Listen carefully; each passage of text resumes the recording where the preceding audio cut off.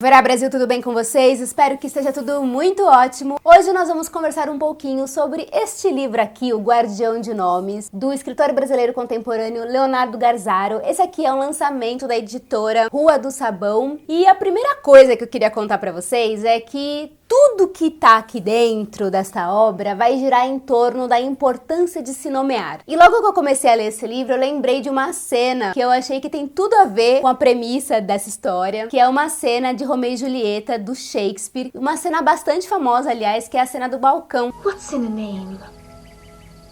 That which you call a rose. By any other name would smell as sweet. So Romeo would, were he not Romeo called, retain that dear perfection which he owes without that title. Romeo doff thy name. And for thy name, which is no part of thee, take all myself. Aqui a gente vai encontrar a saga de uma família super tradicional, que é chefiada pelo patriarca Barão Álvares Correia, e para ele, o nome vem como a primeira coisa mais importante da vida de uma pessoa. É o nome que vai nortear o destino de alguém. Isto é, a tarefa de escolher o nome para os seus filhos era uma tarefa absolutamente importante. Ele já tinha 6 filhos, aí de repente ele fica sabendo que vai ter um 7º filho. E aí ele fica enlouquecido com essa história de ter um 7º filho, porque o 6º filho tinha recebido o nome já de um filho caçula, e agora o que ele iria fazer nesse lugar? Só que aí a mulher dele chega e diz, olha, eu recebi aqui um chamado e a gente tem que dar nome tal para o nosso 7º filho.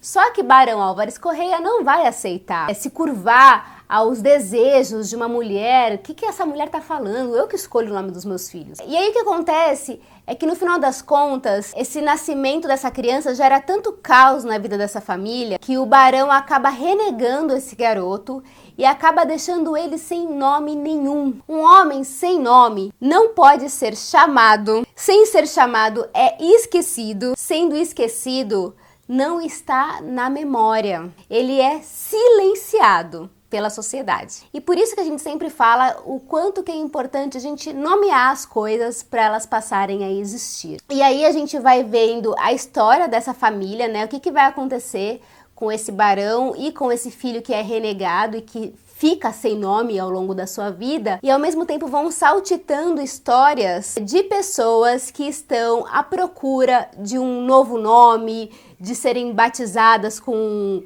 o seu primeiro nome.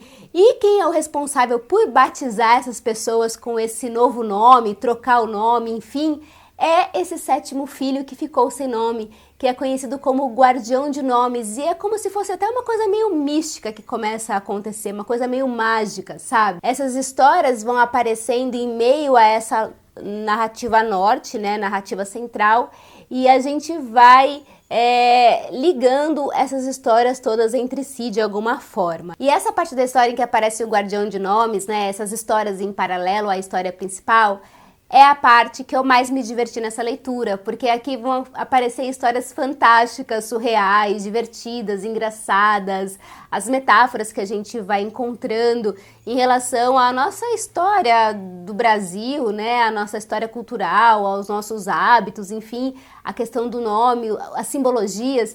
Isso foi o que mais me interessou. Esses capítulos que vão aparecer entrelaçando com essa história principal sempre começam da mesma forma. Disseram que naquela terra havia um homem que guardava nomes. Aí vem a história de uma pessoa que vai chegar lá querendo trocar o nome porque aquele nome não dá sorte na vida dela. Outra pessoa quer trocar o nome porque descobre que tem uma outra pessoa que tem um nome igual. Enfim, tem diversas histórias. E eu separei um trechinho aqui pra vocês de uma historinha que eu achei muito interessante. É lógico que eu não vou ler ela inteira, mas só para vocês terem uma ideia de como que se dá essa questão do guardião de nomes. Então aqui tem um trecho que é de um personagem chamado João Lennon, e ele vai lá porque ele quer trocar o nome dele, porque ele acha que esse nome não tá trazendo sucesso para a carreira artística dele. De súbito, o nomeador deitou a caneta sobre a mesa, anunciando a conclusão. João Lennon suspirou, aliviado. E estava a um instante de entregar uma grosseria. O guardião de nomes estendeu-lhe 2 folhas, ambas grafadas, cada qual contendo um nome. Na primeira, Avelino Imperial. As letras exageradas, a ponta de uma consoante correndo a página para se emendar com a outra. Se passasse a se chamar Avelino Imperial, cada roda do próximo carnaval tocaria uma composição de sua autoria e tantas vitrolas e rádios quanto houvesse na capital a reproduziriam. Descansaria bem assentado na fama, teria paz e fortuna. Porém, em uma década, ninguém dele se lembraria, restando no último de seus dias o dinheiro da forma como investisse, e velhos recortes de jornal a falar do que fora. O outro nome era Carlos Modesto. As letras como as de uma criança recém-alfabetizada. Se deixasse a casa chamando-se Carlos Modesto, apresentação após apresentação, seus arranjos ganhariam qualidade, afixados na memória popular e nos elogios dos mestres. Seria exigido, em cada roda, escutado com devoção, no centenário de seu sepultamento, seu nome e figura seriam mais conhecidos do que nunca, fazendo-se indissociável do estilo. Em vida, contudo, as gravadoras o recusariam, julgando-o pequeno e marginal, inadequado. Seria obrigado, enquanto tivesse forças, a suportar a penúria. Só poderia deixar a casa com um dos nomes e nunca mais poderia voltar. E aí ele sai de lá com um desses nomes que ele vai escolher. E eu achei muito legal essa história aqui, porque um dá a possibilidade dele virar uma celebridade instantânea, só que depois de um tempo ele vai ser esquecido, e o outro dá a ele a possibilidade de trabalhar, de ser um artista mais profundo e tal. E é obviamente, como a maioria dos artistas, ele só vai ser reconhecido depois que morre, né? Infelizmente. Por aí que a gente vai navegando. Tem a história aqui de um bebê que ele nasce gigante, aí querem mudar toda a cidade por conta desse bebê gigante que nasceu, que acham que ele vai ser o enviado, que ele foi um enviado de Deus, sabe? Porque ele vai mudar, trazer prosperidade para a cidade. E aí o guardião de nomes vai lá para nomear, e como ele é um gigante que provavelmente vai trazer prosperidade para a cidade, ele recebe o nome de Próspero. Enfim, são várias histórias, e essas histórias são mais interessantes a mim do que propriamente a história da família. A história da família Barão Álvares Correia vai contar muito sobre a história cultural do nosso país, na verdade. Uma história absolutamente contada por homens. Não temos personagens de mulheres nessa história.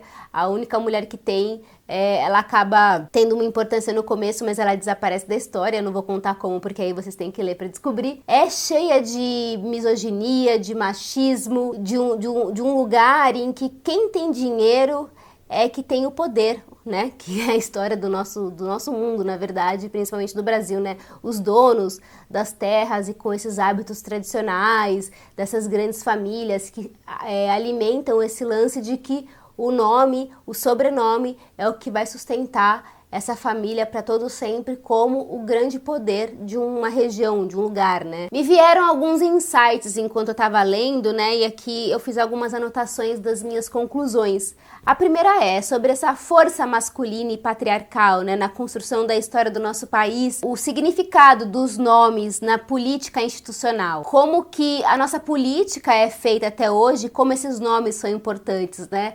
Vários nomes que estão na política são netos, bisnetos de figuras que foram grandes proprietários de terras, enfim, aqui no nosso país. E isso é uma coisa que vai passando de geração em geração, e essa questão do nome tem um poder imensurável, né? O significado do nome para se ter determinados privilégios sociais, né? Dependendo de onde você frequenta, dos locais que você vai, o quanto que o seu nome e o seu sobrenome significam para você ter determinados privilégios. Uma outra coisa que me veio é o significado do nome social quando você é uma pessoa trans.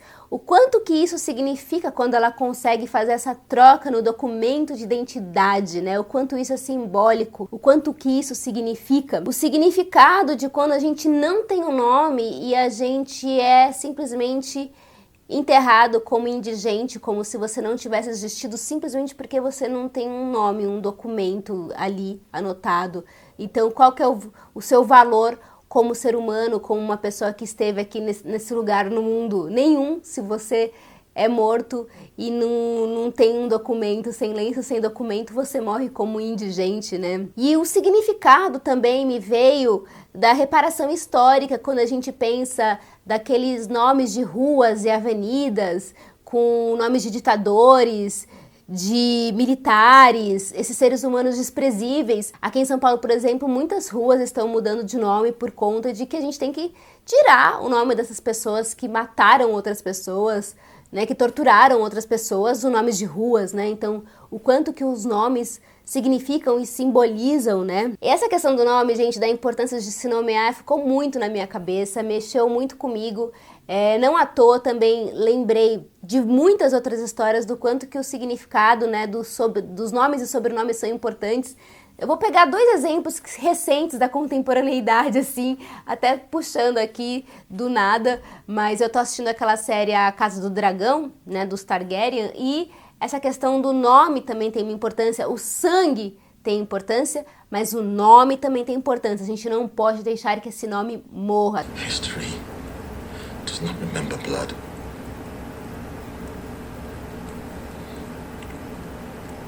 It remembers names. Tem uma outra série que eu assisti recentemente que eu acho fantástica, que é o Better Call Saul. E na última temporada, né, atenção, spoiler, a gente tem um personagem que é o Saul, que ele muda de nome porque ele sai fugido, né?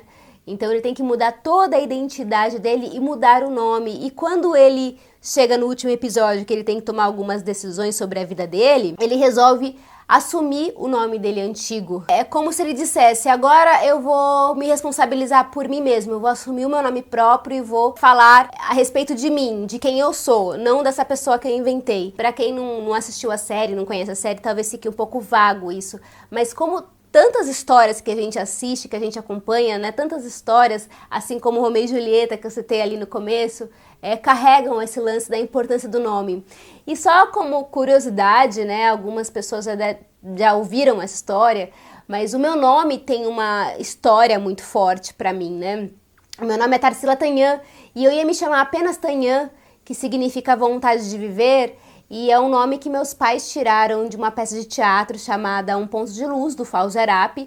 E antes de eu nascer, deles pensarem em ficar grávidos de mim, eles assistiram uma peça que tinha uma personagem com esse nome, Tanhã, e eles falaram, quando a gente tiver uma filha, a gente vai dar o nome de Tanhã. O que acontece é que quando eu nasci, meu pai foi me registrar, o moço do cartório não deixou meu pai me registrar com o meu nome Tanhã, porque o moço do cartório disse que isso não definia sexo. Então, como forma de reconfigurar, né, a rota, meu pai e minha mãe colocaram Tarsila na frente de Tanhã. E aí, no final, meu nome ficou Tarsila Tanhã, porque meus pais gostam muito de artes plásticas e tudo mais. E o meu nome carrega essa força, Tanhã, vontade de viver. E toda vez que eu lembro do meu nome, isso tem uma potência pra mim, sabe? De como que isso significa na minha vida e é importante, né? Tanto é que meu nome artístico ficou Tarsila Tanhã e muita gente acha que Tanhã é meu sobrenome, mas é o meu segundo nome. Bem, gente, pra quem gosta de uma história bem contada, uma história com personagens super bem construídos, cheios de detalhes, de riqueza, gente, Leonardo é um cara que escreve de maneira muito, muito, muito detalhista. Todas as descrições, todos os lugares, de como o personagem está se sentindo internamente, como ele é fisicamente.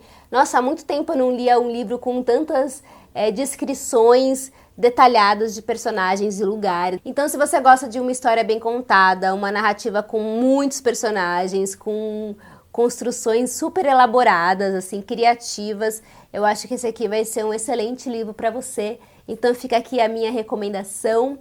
Espero que vocês tenham gostado desse vídeo e a gente se vê na próxima. Um beijo e tchau!